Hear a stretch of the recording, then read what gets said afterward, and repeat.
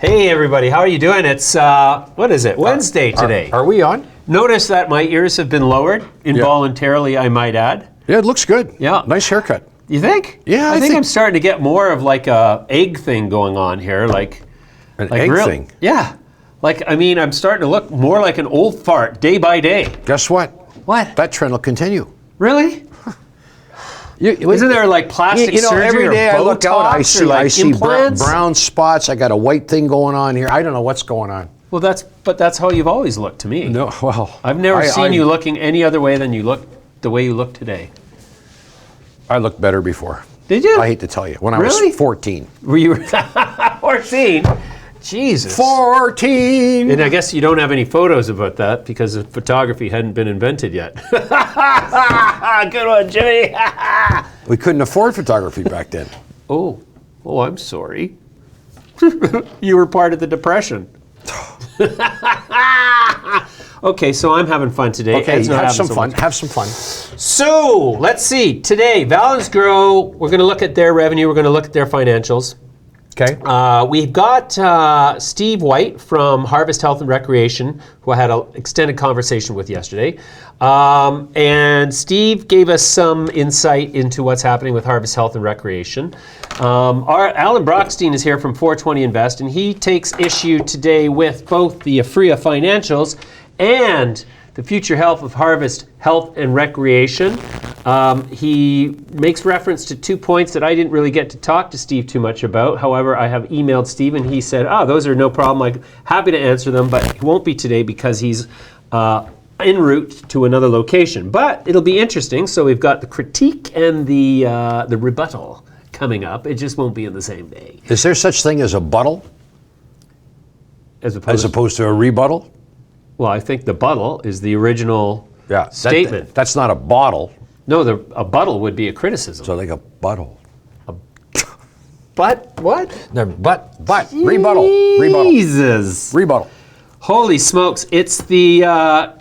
Did you know that the turnout for advanced polls in the Canadian federal election are at 25% higher than previous years?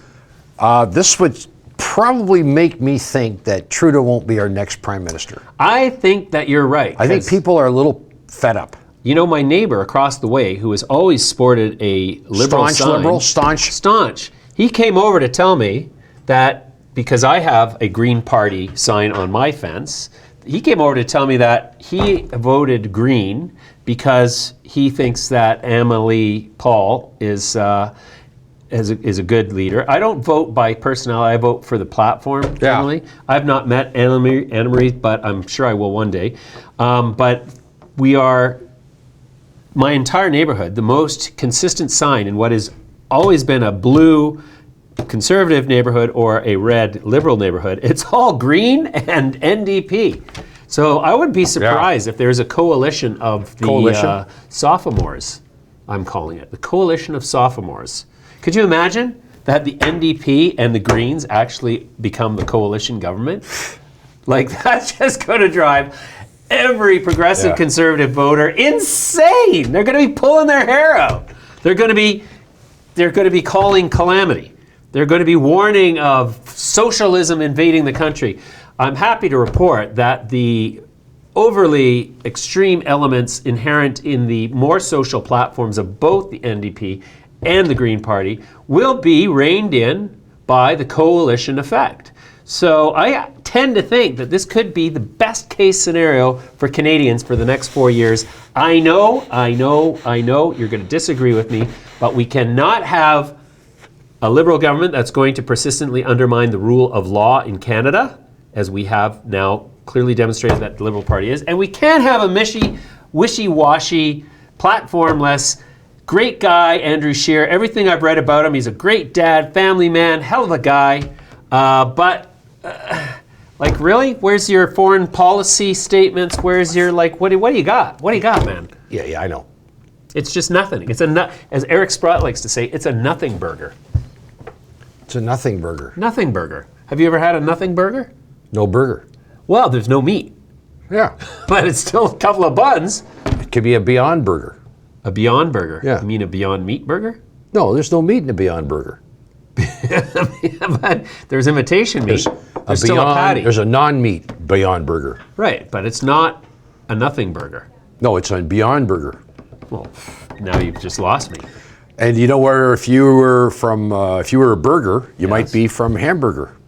Oh, Hamburg, Germany, where the hamburger was invented? Yeah. What about the Earl of Sandwich? Hey, if a person from Germany is a German, and a person from Poland is a Pole, what's a person from Zurich?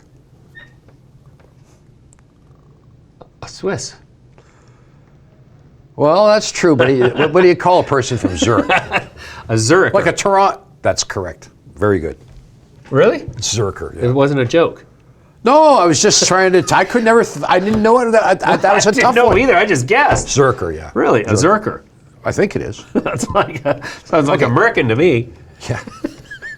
Hey, good. Anyways, American. so we tend to have a little bit more fun here, and maybe you don't take us seriously as a sports commentary site or a stock commentary thing, but whatever. We don't care. We're having fun. And you know, we've blasted up on the S&P, close to that 3,000 again. And today, little weakness sets in. Oh, okay. Strong day yesterday, little back off. You want to go straight to the serious, I'm just serious talking, stuff. just talking. All right, so first we're going to start with the news, though. Here is Laura McCallum.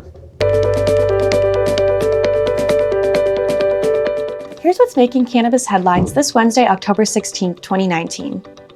Valance Grow Works announced its financial results for the 3 and 9-month periods ended August 31st, 2019. Q3 2019 revenue was $16.5 million. Adjusted EBITDA was $9.8 million. Net income was $5.9 million. Cash and cash equivalents at end of period was $69.2 million. Cronos Group noted the separately announced 20 million Australian dollar initial public offering of Cronos Australia Limited. Cronos Australia is expected to issue 40 million new shares at an offering price of 50 cents Australian dollars per share ahead of its planned listing on the Australian Securities Exchange in November 2019. Upon completion of the Cronos Australia IPO, Cronos Group is expected to hold approximately 31% of the issued capital of Cronos Australia, and Cronos Australia is expected to have an initial market cap of approximately 64.4 million Australian dollars. CO2 Grow announced the expanded research capabilities of their academic research partner, St. Cloud State University. The state of Minnesota has granted SCSU a license for experimentation with commercial hemp production and processing. Grow expects to sponsor hemp research with the SCSU to optimize the use of its CO2 delivery solutions for hemp growth and metabolite production in valuable hemp plant cultivars, including commercial hemp CBD strains. Emerald Health Therapeutics' wholly owned production facility, Verdilite, has received from Health Canada its license amendment permitting it to sell and distribute packaged branded dried cannabis products directly to wholesalers and private retailers. To date, Verdilite has been packaging product under the Emerald brand. Moving forward, its marketing strategy will evolve and focus on building multiple differentiated brands. Hexo Corp announced the launch of Original Stash, its new value brand. Adult use consumers will now be able to purchase 28 grams at a retail price in Quebec of $125.70, including sales tax, equivalent to $4.49 a gram all in. The company's aim with Original Stash is to disrupt the illicit market, educate consumers about the value of a regulated and tested product, and drive them to purchase their cannabis legally. MediPharm Labs has signed a private label cannabis concentrate supply agreement with Ollie Brands. Ollie Brands create food-grade manufacturing of smoke-free cannabis-infused edibles and teas. Under the 18-month supply agreement, MediPharm will provide high-quality cannabis distillate and crude to Ollie upon its commercial licensing. Ollie will utilize MediPharm's products to infuse its line of curated edibles. Neptune Wellness Solutions announced that its Sherbrooke, Quebec facility started to process biomass using its new cold ethanol equipment. The first shipments of cannabis extracts produced using the ethanol equipment are expected in the coming weeks. The company's capacity to process biomass is expected to reach an annual run rate of 200,000 kilograms by the end of November. WeedMD has secured a Health Canada license amendment approval for its purpose-built processing facility in Strathroy, Ontario. This standalone 50,000 square foot custom-built structure will dry, process, and cure all remaining outdoor cultivated cannabis in 2019 and is built to process and store more than 40 tons of dried cannabis biomass. And that's your news for today. To keep up to date on all things cannabis, visit the Cannabis Daily on MidasLetter.com. I tell ya, it's astounding that Valance Grow delivered net income of $5.9 million. A round of applause for Valance Grow. Now, question is, we've been seeing some accounting irregularities, that we're going to call them, in certain reporting. And I'm not going to call them irregularities, sorry, I take that back. That's probably the wrong word. Right. But let's just say aggressive accounting. The accounting that's somewhat duplicitous. Duplicitous? Oh, that's worse than... Well, okay. Let's say there's a double entendre in this accounting. Okay. Double entendre. Two double meanings. Anyways, revenue for Valance Grow was $16.5 million. Gross profit was $12.8. This is a, let's see, where'd it go? Why is my computer suddenly... So, reporting earnings on a non-adjusted basis, most importantly, of 5 cents per share. Hats off to Valance Grow. And Ed, what did the stock do? Well, you know what? I'm looking at a longer-term chart, and okay. I will Pull say... it up. Okay, here it is. And... Uh-oh. What's happening? Okay. You can't see Ed's NDI. Well, now it's a good time to... There it is. Okay. I can't... How about now? Can you see it? Okay, another technical glitch thanks to... a control tower. Whatever that company is that makes that... Oh, it's your laptop. Maybe my laptop? Maybe restart it. Okay, so tell you what I'm going to do. Restart it? I'm going to pull up a chart of Valance Grow. But you know what? At least the stock is pretty close to its all-time highs. You know, we've seen so many issues, so many of these issuers trading near serious lows relative to their highs. So this one never really got much higher than about $4 and 80 cents, it looks like. Well, the high was back here in April 29th. It touched a high of $4.90. Yeah, there you go. So the fact that it's only at $3.25 now is remarkable. Well, it's not that bad, right? Like in other words, it hasn't lost 50% of its value like everybody else. Well, in some cases 70, 80, 90%. But if we go to the one-day look here, I'm looking at it. Can you see my NDI? Okay, so there's the intraday today. So we saw it peak, so it opened. It gapped open to 356. On good news, which you'd expect. On the good news, and then sold off the rest of the day. And the volume's drying up. You see what, like there's lots of intermittent dots there. Right. So what does that tell you? That says the selling's about dried up here. Yeah, but doesn't that tell you that the buying this morning was opportunistic intraday trading? Guys are thinking, hey, if this is going to do what it should do, maybe we'll buy it real quick and sell it real quick. Damn. But didn't work out that way, did it? Didn't work out. Okay, so now let's take a look at Aphria. Alan Brochstein is going to be here a little later in the show, and he was somewhat dubious about the Aphria report on the revenue that was based at somewhat 90 million, I think it was, on distribution revenue. I think it was the big number was distribution revenue. Yeah, but we don't necessarily concur with the full negativity of Alan's position because Ed's done a little bit of additional research with some accounting people, and if you have distribution revenue, basically you've got a warehouse, and you're moving product into your distribution channel, and you're generating revenue. But they did not disclose. But it's not the same kind of revenue, but they did break it out. Right.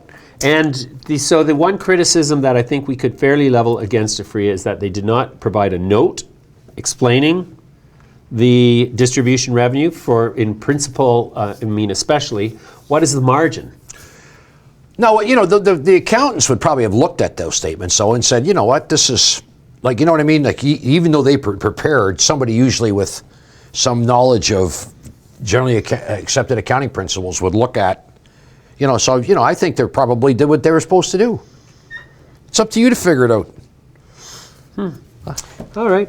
Anyways, so there's a lot of criticism against Aphria, but I don't think it's that justified. I think that For Aphria to come up with 123 million, what was the number? I can't remember. Yeah, but basically it was 125 million. Right. About a quarter. And then to say that they're going to be on $1 billion run rate by the end of 2020 calendar is not a stretch. It's like they got a year to double their revenue. They got a year and a couple months. Okay, so let's look at what was their revenue 1 year ago today. Was it half of what yesterday's but I mean, were? just because, look, the easy part's getting her going, and then as the number gets bigger and bigger, it gets harder and harder.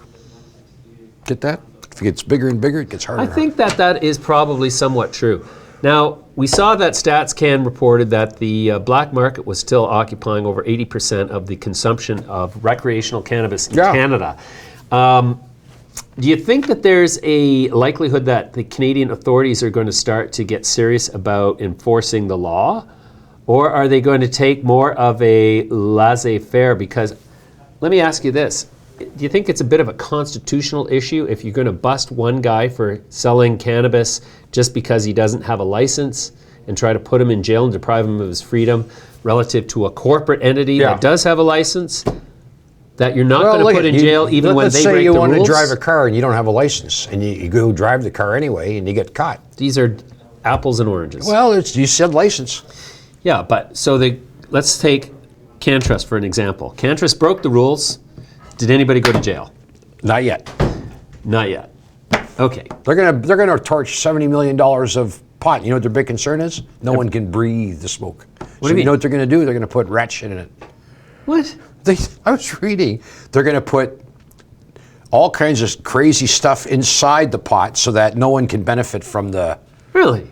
It's right in the globe. That's just ridiculous. I know. So we're going to poison a bunch of people because you know that the type of person who's going to go figure out where it's being burned and stand downwind thinking they're going to get a free high, they aren't going to care about the rat shit in it. They're just going to be like, oh, well, it's free. I'm going to go anyways. So Steve White joined us via Skype yesterday for a conversation about the future of Harvest Health and Recreation. And here is that conversation.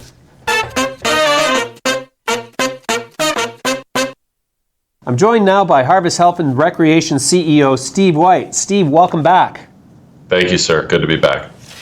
Steve, tough times in the cannabis space for sure, but correct me if I'm mistaken, Harvest Health and Recreation is still on track to become the largest vertically integrated MSO in the United States, pending closing of your various transactions. Is that the case? It is, yes. And it's been tough sledding in cannabis in the stock market, but operationally a number of the companies like Harvest have continued to do quite well. Sure. So what is the financial outlook for Harvest Health and Recreational these days that you can talk about?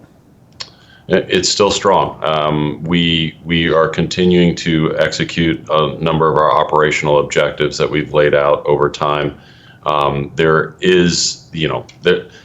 are a number of things that are both helpful and hurtful, as is always true in U.S. cannabis when you're rolling things out on a state-by-state basis, though. Yeah, you bet. So the 9,000-pound elephant in the room that everybody wants me to ask you about is what is it looking like with the DOJ in terms of these various transactions that they're sort of examining? So far, so good. Nobody's reported any issues with the DOJ, and the DOJ has stated that they are using this as an opportunity to educate themselves about the space. And so far, it appears as though that's absolutely consistent with their actions. So does not appear to be any issue, or does not appear as though there are going to be any transactions that are stopped. Well, fantastic. Okay, so give me an outlook as best you can. Now, I realize that there's a little bit of uncertainty that you can't really address head on because of the DOJ issues, but what is the whole footprint of Harvest Health and Recreation look like, assuming everything in the DOJ becomes a nothing? So that we have a very deep footprint in a number of states that we consider key states and states that are going to drive profitability long term for Harvest Health and Recreation. Those states would include Arizona, Illinois, Florida, Nevada. There are a handful of others, and that's really the key to some of this acquisition or this acquisitive activity, is to try to deepen the footprint in states where we see tremendous opportunity. You bet. To what extent does your Last Prisoner project help you or hinder you in the recognition of Harvest Health Recreation as a brand for advocacy? It helps, obviously. I mean, Harvest has deep roots in advocacy and since its inception, and we're really old for a cannabis company. We were founded in 2011. We were founded with the idea that we were going to address 3 issues that weren't currently being addressed. One was research, one was charity, and the other was social justice and diversity. And that's really for us a foray into the social justice and diversity. And it's a way that we can get behind some of the things that we've been talking about for a number of years. We have other initiatives like that, but we're very excited about Last Prisoner Project and the different things that organization can accomplish. Sure. A lot of LPs in the space fail to recognize the inherent symbiosis between the concepts of good corporate citizenship, but community compassion that cannabis naturally engenders through use over time. And so you say you're an older cannabis company. It sounds to me like that's really turned out to be an advantage for you. It actually has. I mean, when we started the company, we had to think about different ways that we could open facilities and not have people get arrested. And one of the ways that we combat that risk was to really become good neighbors and good members of the community. And that allowed us then, we saw it with some other cannabis organizations that were threatened by the federal government. And what we saw is that these communities would come to their rescue when the federal government would come in and try to enforce unjust cannabis laws. And so for us, it was actually a way to ensure that we stayed out of jail more than anything. And then it's just become part of the ethos of Harvest Health and Recreation. Right, mother being the mother is the necessity. Yeah. So tell me, what is the biggest sort of market right now for you guys? I mean, I've come to understand that in California, for example, it's like 80% of the jurisdictions actually don't allow cannabis sales within their borders. And you guys your home state is really Arizona, if I'm not mistaken? It is. That's where we're headquartered, yeah. Sure. So, I mean, Arizona is not the biggest market. So where is the biggest market? What market excites you the most from a geographic standpoint? So the 2 different questions there. The biggest market is California. California is always going to be the biggest market. It's going to be the single biggest cannabis market in the world for quite some time. So that one does excite us. There are a number of opportunities there that we're really excited about. But as I mentioned before, Arizona, although it's not the largest market, you're talking about the opportunity for a company to capitalize in a market. And for us in Arizona, that's one where we can do very, very well. Illinois, with our pending acquisition of Verano Holdings, Illinois becomes one that is really important for our future as well. You can add to that list Florida, you can add to that list Pennsylvania, you can add to that list Nevada, and there will be, as you see the regulations change over time and as these programs develop, that list will change. Hopefully we'll just be adding more to it rather than subbing some in and some out. Sure. Do the states where there's limits on the number of licenses that are permitted in the state-wide and the limit on the number that a single entity can possess, is that a benefit or a boon to Harvest and your strategy? It's both. Look at it from a capital allocation perspective, and the way that we are making decisions about when we have money that we want to deploy, what is going to yield the highest return for us. So if you limit the number of suppliers or the number of retail facilities, when you think about that, you think about some supply constraints. And if you're projecting significant demand, supply constraints are good for returns for a company. So those limited license states become high priorities for us. Mm-hmm. Okay, great. The path towards federal deprohibition in the states is something that, is that great wild card out there. Have you got any intelligence on that from where you sit and what the expectation is generally in the U.S.? The expectation in the U.S. generally is this is a question of when, not if. And there is a how that's mixed in with that as well. And so for us, what's really important is that we can ensure that investors are protected from federal interference if they invest in companies like Harvest.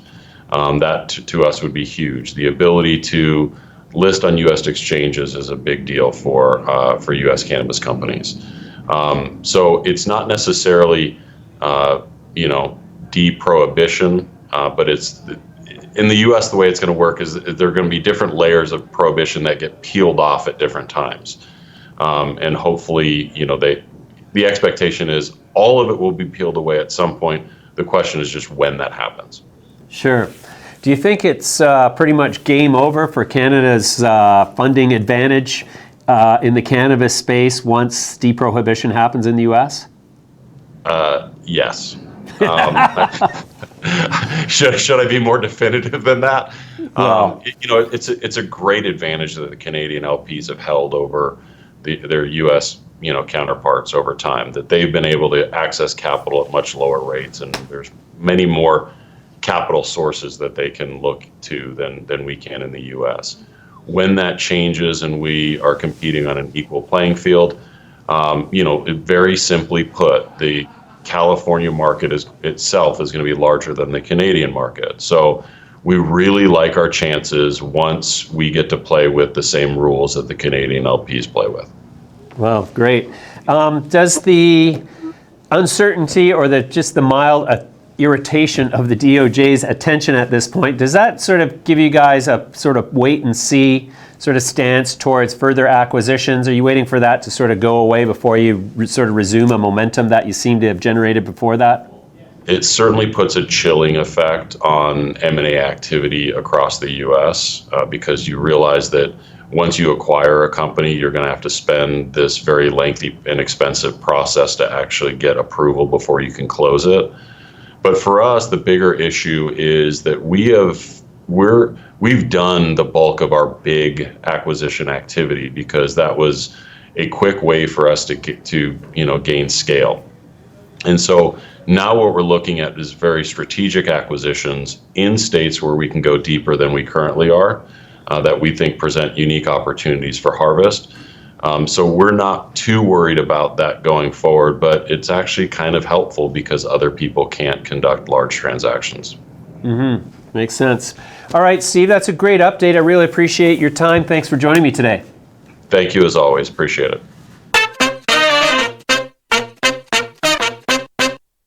Follow us on Twitter, Instagram, LinkedIn, and Facebook. Make sure you never miss a show by subscribing to our YouTube channel and clicking on the little notifications bell. If you're interested in getting monthly actionable investment ideas in the cannabis space to your inbox, subscribe to the newsletter at MidasLetter.com. CNSX. Hey, so yeah, Harvest Health and Recreation. What do you think? What's the chart looking like there, Eddie? Well, it looks like it's really made some progress here. This is only a 10-day chart. I'm going to put up a 6-month. There you go. Well, you know what? Yeah, that's the problem. All right. When you only look at a very short-term chart, it doesn't do justice. Well, this is a top left to bottom right chart. We've seen a lot of these in this space. I got to suspect that perhaps the investors that own the stock would have liked to seen some fundamentals happen a little faster. Well, they had a very aggressive acquisition strategy. They took over 3 companies. Of course, the big one being Verano there, that the DOJ stepped in and said, "Whoa, boys, we've got to take a look at this transaction and see if there ain't a little anti-competitiveness going on." Yeah. Which looks like that is, going its natural course and is not going to be an issue.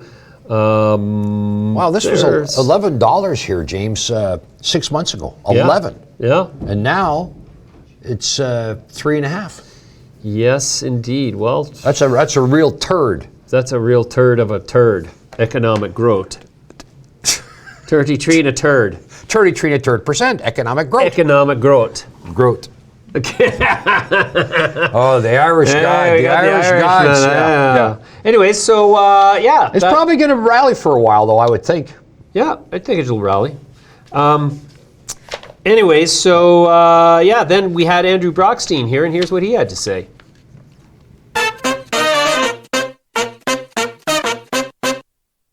Alan Brochstein joins me now. He's the CEO of New Cannabis Ventures and 420Investor. Alan, welcome back. Hey, it's great to be here. It's been a while. It has been a while. And since we last chatted, the market has lost, call it 50% of its value, though some might argue that that is a healthy correction. How do you view this whole revaluation to the downside? Yeah, well, disappointing. I don't want to know if I call it healthy. That's what a lot of people would say because they have nothing else to say. But it's very disappointing. And, this has been a really rough 3 months. And it really started with CanTrust, which became Can't Trust. And Bruce Linton getting fired and all these delays with the Department of Justice and now the vaping problems and the capital markets seizing. And I will say that I've been following the space for 6.5 years, and it's pretty par for the course. I just wish I had anticipated it a little bit better. When we ran up in Q1, I warned my subscribers not to extrapolate. We weren't going to keep going up 50% per quarter, but I really am kind of surprised to see the market make 3-year lows, which hopefully are in. I went on the record, James, and said not even a couple weeks ago, about 10 days ago, that we were within 10% of the low in 2 weeks. I kind of put a time and price on it. We already took out the 10%, so that's all right. But hopefully I get the 2 weeks part right. Monday may have been the low. Sure. Yeah. Well, that's intriguing. I would concur with you. If for no other reason, then I think all the companies that have had to eat humble pie as a result of faulty guidance have done so. And now we're starting to see some positive results with Aphria, although another... I don't think so. No, you don't think so? Okay, so let's talk about Aphria. Aphria reported 120 some odd million in revenue. I think it was like 70% of which was from distribution revenue. In an unrelated business, it would seem that there was no explanation in the notes about the margin or anything. So what was your take on that? So my take was, it's just funny. The glass is half full or glass is half empty. And Hexo made the mistake of telling people their revenues would double. And they've pre-announced, they haven't announced yet, but their Q4 ended July 31st. This was Aphria's Q1, August 31st, so 2 months of overlap there.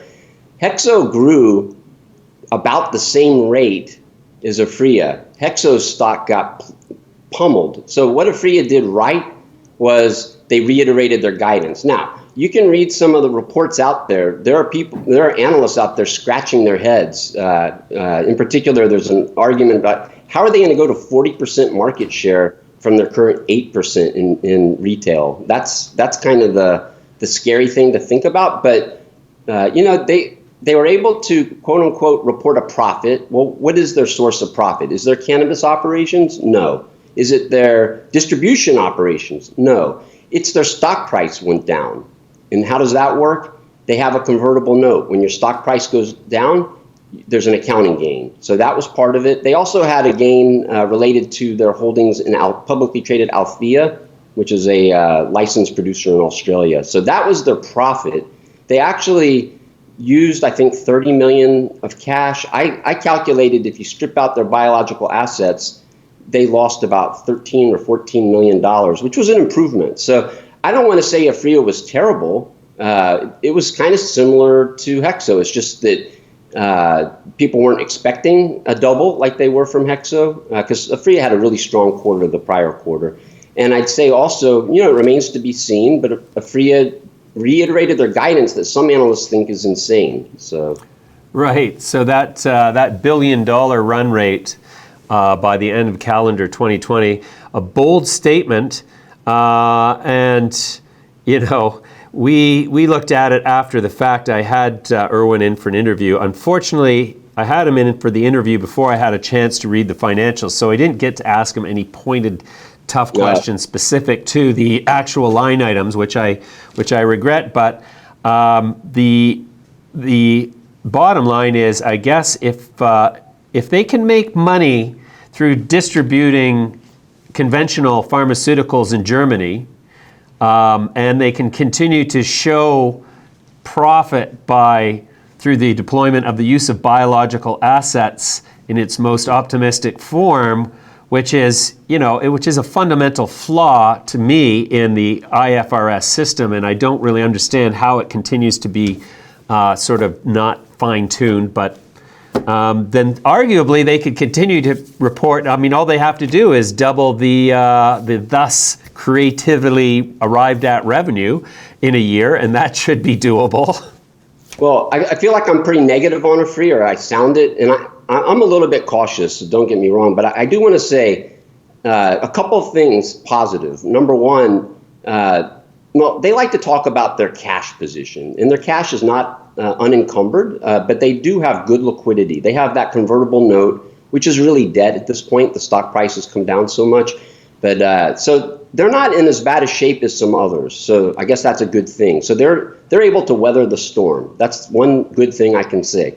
The second good thing I'll say, so Aphria has been, accused for a long time of not having very high quality cannabis, and I can't confirm or deny it, but I did see something interesting yesterday. Unfortunately, it came from one of their bullish analysts, but still, the analyst reported kind of hearsay, but from a reliable source. I think someone at the Ontario Cannabis Store, but somebody in the system that said that their quality has really improved. And I will say, if that is true, then Aphria has a good chance of creating value over the long term. Remember, they got just destroyed last year, that short report, and spending all that money, transferring the wealth to other companies, right, as they gave all those shares away and for their LATAM acquisition in Nuvera. So, right, now the stock, it doesn't look expensive, I would say, but they need to execute. And I don't think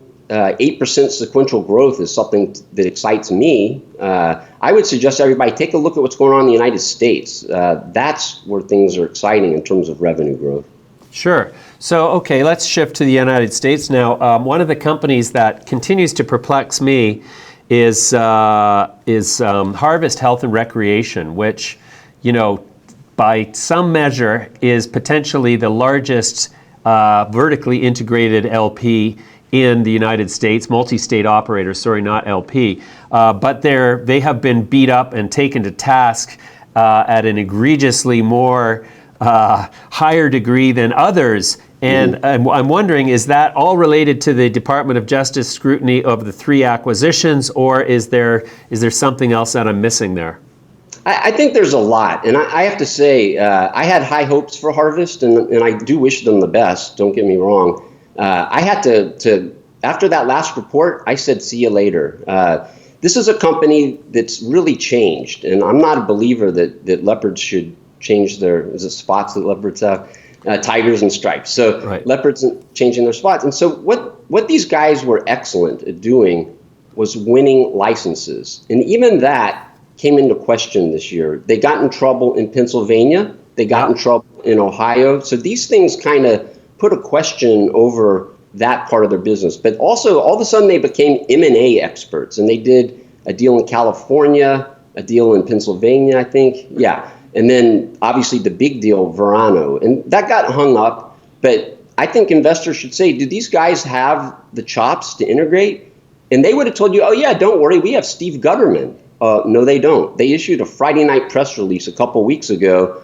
It came out at, I think, 9:20 Eastern time on a Friday night, which is never a smart thing if you're a company. That is a red flag right there. Sure, Any company putting out a press release about a senior executive leaving. But let's just look at who this executive was. Highly praised, responsible for integrating. So you've got that problem.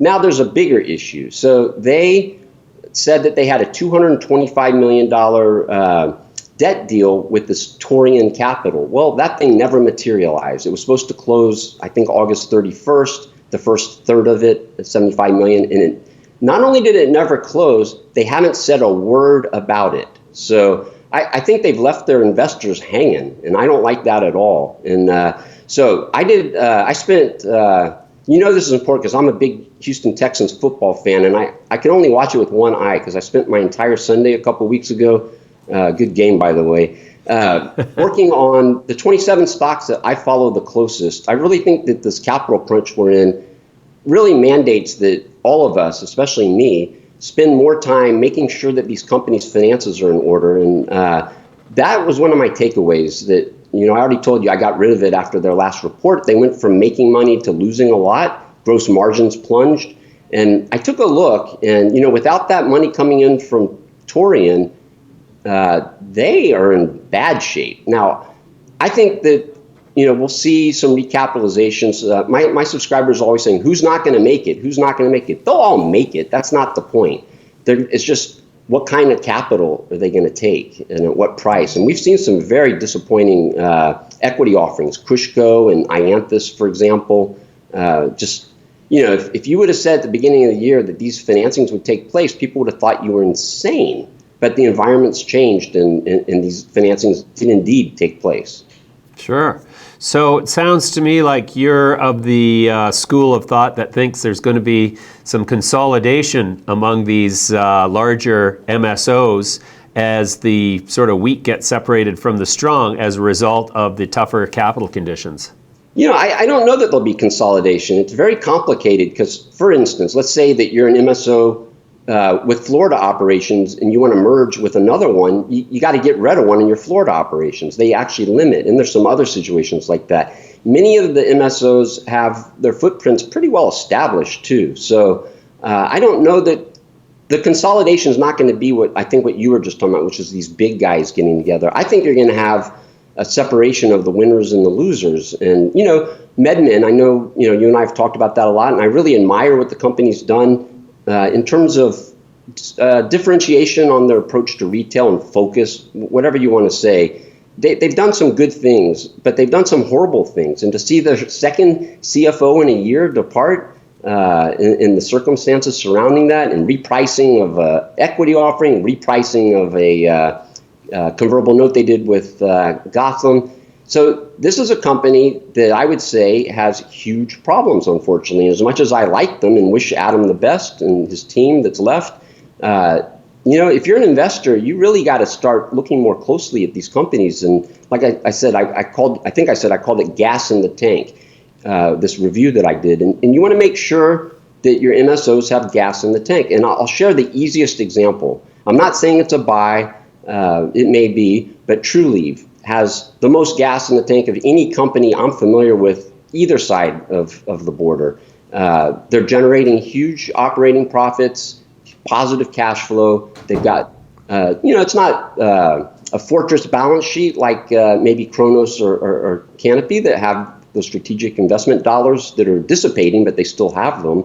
But it has a good balance sheet as well. So that's one that you shouldn't be worried about this capital crunch impacting. It may slow them down. And in fact, as we head into earnings season in about 4 weeks, I think, actually I'll be at the Benzinga conference next week in Chicago. A little plug there for anybody in the Chicago area that wants to check that out or wants to fly in. I think, we need to listen to these MSOs. The environment has changed. Capital's very difficult to raise. A lot of transactions were announced over the last 6 months that haven't closed yet. We already saw PharmaCann and MedMen in theirs. Will Verano and Harvest close? I doubt it. I think there's going to be some other ones. So I think it's incumbent upon all of us to ask these MSOs, not who they're going to consolidate with, because that's not what's happening, but how are you changing your behavior given what's going on in this current environment? And if they're not, then there's a problem. That's what I'm looking to learn, James. Right. Wow. Well, it's great to talk to you again, Alan. You've always such a great original perspective. I really appreciate that. We're going to leave it there for now, and I will come back to you just as soon as is reasonable. Thank you very much for joining me today. All right. Take care, James.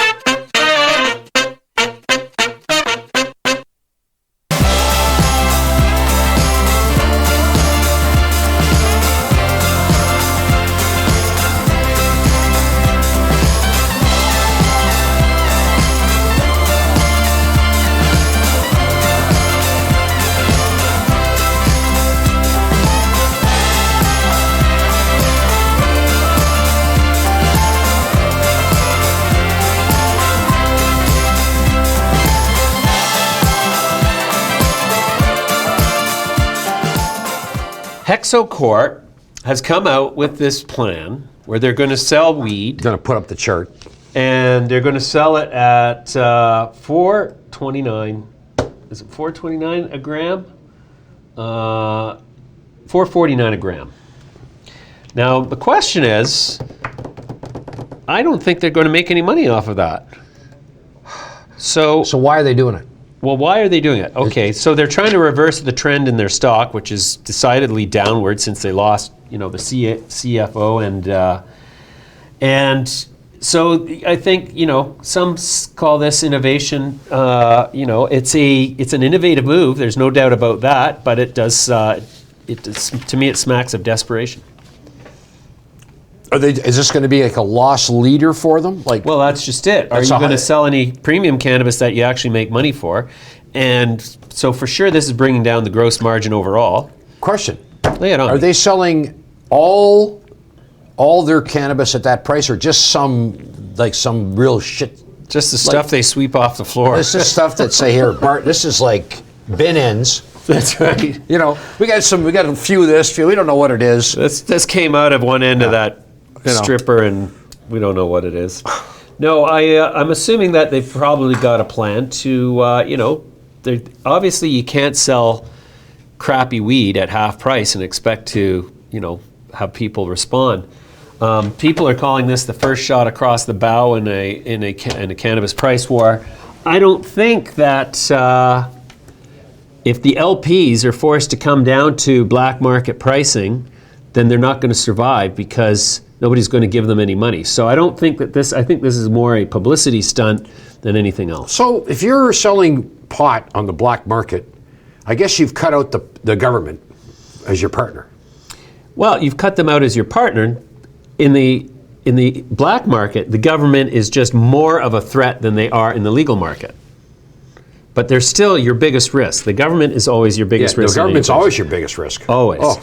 In the black market, the risk is that they're going to come and throw you in jail. However, the experience of black market operators is just for the night, because the constitutional challenge of how harshly can you punish a guy for doing something without a license that others are doing with a license. I think I told you, maybe I didn't tell you, you were away that week, but on a Saturday night I went to the cafe that's on Royal York Street, or somewhere just west of the baseball park. And the dispensary was closed, but they had a fake wall set up, and you just walked behind. It was the wildest thing. People are lined up, no lights, and it said cannabis behind the wall. And they took your name, you walked in, they were selling shatter bars, they were selling this and this. It was like, oh, we don't give a shit if they close the building. Yeah. We'll just sell it out in front. Right. And I thought that was remarkable. Well, this is the thing. I mean, this is why 80% of the cannabis consumed in Canada is still supplied by the black market on the recreational side. There seems to be some kind of a problem with the way that the laws are written that prevents the police from any sort of aggressive enforcement. I think the problem is that when you arrest a guy on the street for basically doing what another guy with a license has, there's a limit to what you can do to them without invoking a constitutional issue. And I think that's what the courts are afraid of, because if it got into that kind of constitutional quagmire, there's a strong risk that the Supreme Court would say, well, you can't actually deny these people from growing weed because you've declared weed legal. But the government's position is they want to be able to bless that weed, make it kosher, if you will. And they want to be able to apply standards that fulfills their obligations. That's why they're going to put dog shit into the CanTrust pot and light it up. Well, they said some. You got to read. I'll get the quote later. Okay, that'll be interesting. Where's the burn going on? I just want to know, so I'm downwind. I don't really care what they put in. Yeah, $70 million. And is that $70 million pre? That's after it's grown. It's worth a lot more. Well, it's probably a biological asset accounting. Who knows? Yeah. Okay. Well, so this is the problem here in Canada, is that there's just, the law enforcement, the threat of law enforcement is not a sufficient threat for black market operators to make them go away. So this response by Hexo is a interesting response, but they're going to put themselves out of business. Well, it's interesting because the RSI on the daily is about 22. On Hexo? And Hexo. Let's pull up a Hexo chart intraday. I want to see what the stock's done in response to this announcement. Well, let's take a look here. Has the stock gone up or down? That'll tell you what the market thinks. What? What? Huh? What? What?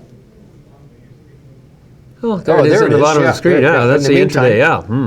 Okay. In the meantime, so yeah, the market didn't really take too kindly to that, did Well, they? a red candle and picking up steam to the downside. But look, since they announced the results, when they came out and warned about their results 3 or 4 days ago. Oh, right. So look at outside the band, outside the band, outside the band.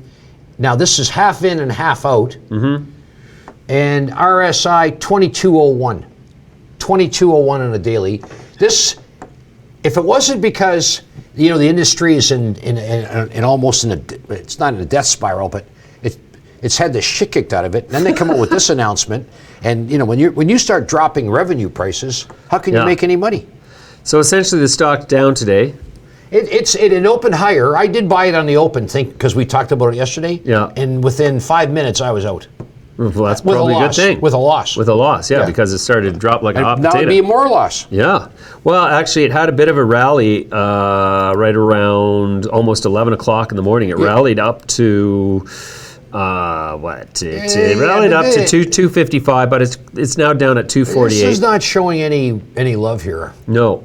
And in fact, I mean, like, look at the 3-month look here. I mean, so that earnings estimate cost it, a third of its value, but it has done nothing but really lose momentum.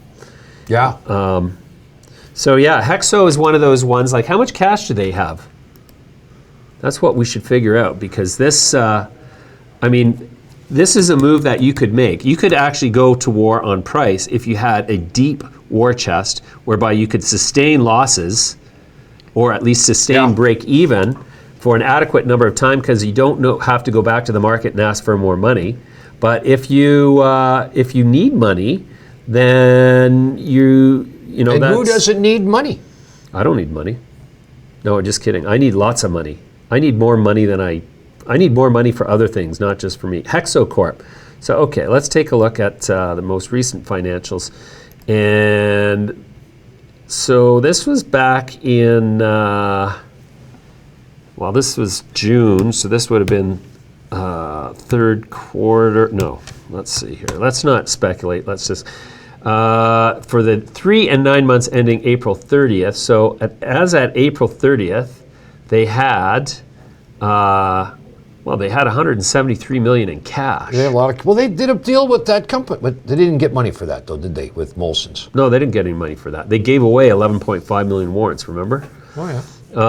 They've got 15 million in restricted cash, so yeah, they've got some staying power, but that's a risk. I mean, so you look at that treasury and you think, as an investor in Hexo, well, now you're starting to chip away at that. The more weed you sell, the more that treasury number is going to go down.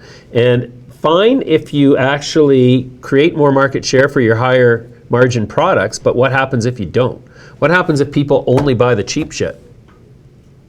Then you're in trouble, skinny. Then you're going down, you're going down, you're going down. Anyways, but we'll see. That's a really ballsy move on Sebastian's part, and we'll see what happens. I kind of take my hat off to him, but I also sort of stand back and cringe and go, ooh. Yeah. It works out to about $130 an ounce. $130 an ounce, boy. Yeah. Boy, that's cheaper than What's black. the most you ever paid for high quality? Do you remember over the years? Do you ever remember paying like $200 an ounce? I remember paying $280 an ounce. I think I remember 200. $280 an ounce. I remember paying $280 an ounce in BC back in, I think there was a period in '97 where suddenly there was no weed around. It was the middle of winter or something, and there was no weed around. There was a big bust or something too? Something like that. But yeah, it was Always pay attention it was dry. In case there's a big bust. Yeah, I remember there's some, prices of weed can fluctuate really dramatically. Like, I remember during the 80s, no, the 70s, come to think of it, that Tie stick used to fetch like $300 an ounce. because you couldn't get an ounce of it. Like the exotic weeds, Panama Red. Panama Red used to command crazy premiums just because it was so exotic. Yeah, even though it wasn't that good. And it wasn't from Panama either. It was just another version of Sensi, that Sensimilla as we called it then, that had lots of red hair in it. So you'll notice that the comments are off in the live stream. We apologize for that a bit, but comments are just not working out for us. So if you want to ask us anything, we're going to ask you please to shoot us an email at midasletter@midasletter.com, or on Twitter, or on our Facebook page, and we will eventually come back to you. But the live chat thing's just not really working out. Okay. So, a little bit of negativity there. It's just so demeaning. Yeah.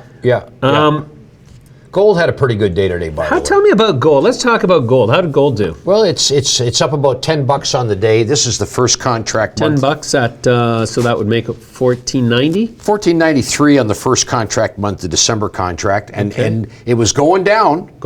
And then they came out with a retail sales number for the previous month. They were expecting a plus 0.3% increase in retail sales. In U.S. retail sales. Yeah, and it was actually down. And as soon as it said down, which made the economy look a little weaker, gold shot up $8 to $10. And did the S&P sell off at that point? S&P is really not doing anything today. It's like after a big move up, you get these doji days where you don't get a lot of action either way, and it sort of closes in between. Yep. And that usually is presages.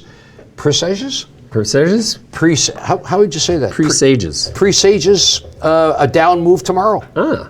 Interesting. So yeah, not much act, but again, we're trying to get through that 3,000 in the S&P, and we can't. Yeah. We're 29.90. If you have an interest in eSports, and you're interested in finding out more about eSports and the investment opportunities that are going to emerge and that are emerging in that industry, you should sign up for the Midas Letter today. We're developing coverage of the eSports industry.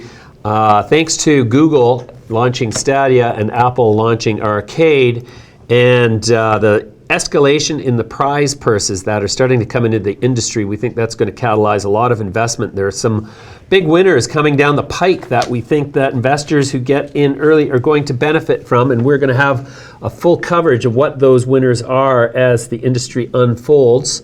What else is happening today?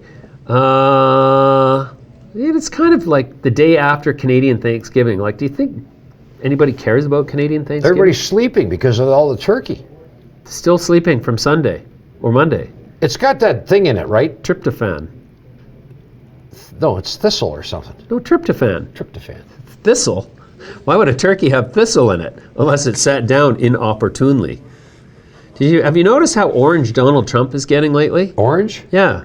Yeah, because he goes to a tanning salon. Well, I don't think it's a tanning salon. I think he's getting like impregnated with carrot Botox. You think that's like basically he's jaundiced or something?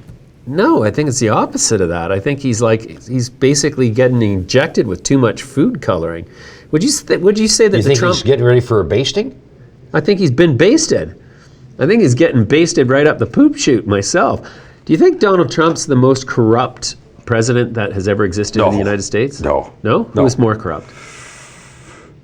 Well, the ones that are the most corrupt are the ones that come in with the least amount of money and leave with the most amount of money.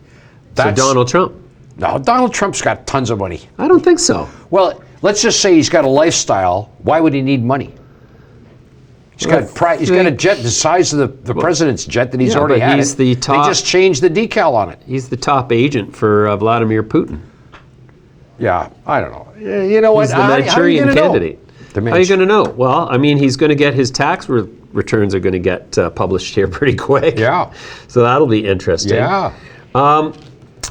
But also the Brexit situation seems to be coming to a satisfactory resolution. Have you noticed that? They've solved the problem of the Irish customs zone. They have? They have. They've reached a tentative agreement. So you're saying that the Brexit thing, there will be no Brexit? Though there's going to be Brexit, and they're going to have a deal before October 31st, it's starting to look like they're going to have a deal. I thought a Brexit was British exits from the ECB. That's what it is. But I thought you said they've worked out a deal. Yeah. So why would they exit if they've worked out a deal? Because they want to. Because that was the vote. Oh, okay. Yeah. Yeah, I got to be honest with you. I don't know very much about what's going on there, but when our friend Peter was living there, he said that's all they talked about. It's very polarized there too, isn't it? Yeah, that sums up politics of the day. Polarization. It's kind of like here, you know, when somebody pipes up and they're a supporter of Trump, and you're just like, you look at them and like, are you serious? I thought you were a sane person. But you know, we got them here. And it's the same thing over there. There's like a healthy contingent of nationalist, sort of populist-oriented voters over there. Well, like I say, it's the rise of the stupid people. Anyways, so tomorrow we're going to talk more about the rise of the stupid people. The Canadian votes, Canada votes tomorrow. No, I mean next Monday. Tuesday, is it?